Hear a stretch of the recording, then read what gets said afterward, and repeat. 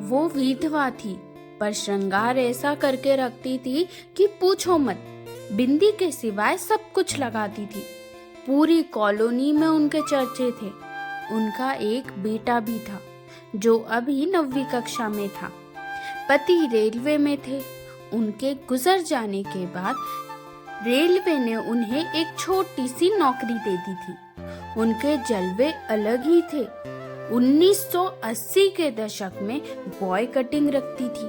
सभी कॉलोनी की आंटियां उन्हें परकटी कहती थी। गोपाल भी उस समय नया नया जवान हुआ था। अभी 16 साल का ही था, लेकिन घर बसाने के सपने देखने शुरू कर दिए थे। गोपाल का आधा दिन आईने के सामने गुजरता था और बाकी आधा परकटी आंटी के गले के चक्कर काटने में। गोपाल का नववयस्क मस्तिष्क इस मामले में काम नहीं करता था कि समाज क्या कहेगा। यदि इसके दिल की बात किसी को मालूम हो गई तो उसे किसी की परवाह नहीं थी। परकटी आंटी को दिन में एक बार देखना उसका जुनून था। उस दिन बारिश अच्छी हुई थी। गोपाल स्कूल से लौट रहा था, साइकिल पर ख्वाबों में गुम। उसे पता ही नहीं लगा कि अगले मोड़ पर कीचड़ की वजह से कितनी फिसलन थी। अगले ही क्षण जैसे ही वो अगले मोड़ पर मुड़ा, साइकिल फिसल गई और गोपाल नीचे। उसी वक्त सामने से आ रहे स्कूटर ने भी टक्कर मार दी। गोपाल का सर मानो खुल गया हो। खून का फव्वारा फूटा। गोपाल दर्द से ज्यादा इस घटना के झटके से स्तब्ध था। वो गुम सा हो गया। भीड़ में से कोई उसकी सहायता को आगे नहीं आ रहा था। खून लगातार बह रहा था। तभी एक जानी पहचानी आवाज गोपाल नाम पुकारती है। गोपाल की धुंधली हुई दृष्टि देखती है कि परकटी आंटी भीड़ को चीर पागलों की तरह दौड़ती हुई आ रही थी।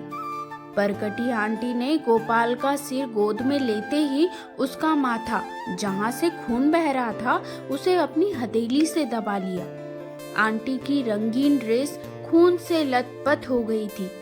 आंटी चिल्ला रही थी, अरे कोई तो सहायता करो, ये मेरा बेटा है, कोई हॉस्पिटल ले चलो हमें।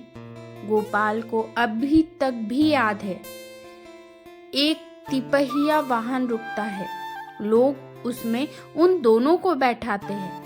आंटी ने अब भी उसका माथा पकड़ा हुआ था, उसे सीने से लगाया हुआ था। गोपाल को टांके लगाकर घर भेज दिया जाता है। परकटी आंटी ही उसे रिक्शा में घर लेकर जाती है।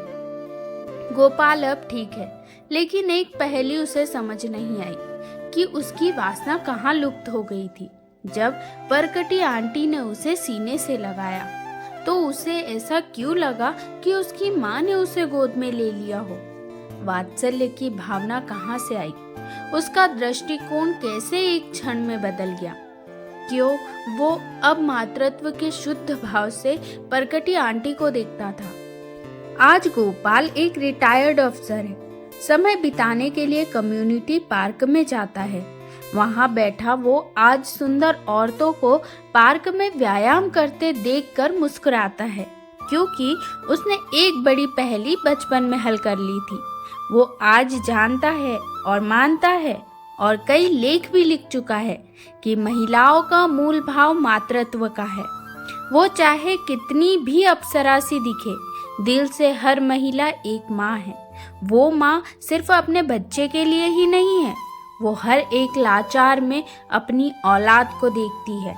दुनिया के हर छोटे मोटे दुख को एक महिला 10 गुना महसूस करती है, क्योंकि वो स्वतः ही कल्पना कर बैठती है कि अगर ये मेरे बेटे या बेटी के साथ हो जाता तो। इस कल्पना मात्र से ही उसकी रूह सिहर उठती है। वो रो पड़ती है और दुनिया को लगता है कि महिला कमजोर है। गोपाल मुस्कुराता है, मन ही मन कहता है कि हे विश्व के भ्रमित मर्दों, औरत दिल से कमजोर नहीं होती, वो तो बस माँ होती है। दोस्तों, कहानी कैसी लगी कमेंट करके जरूर बताएं और चैनल सब्सक्राइब कर ले। धन्यवाद।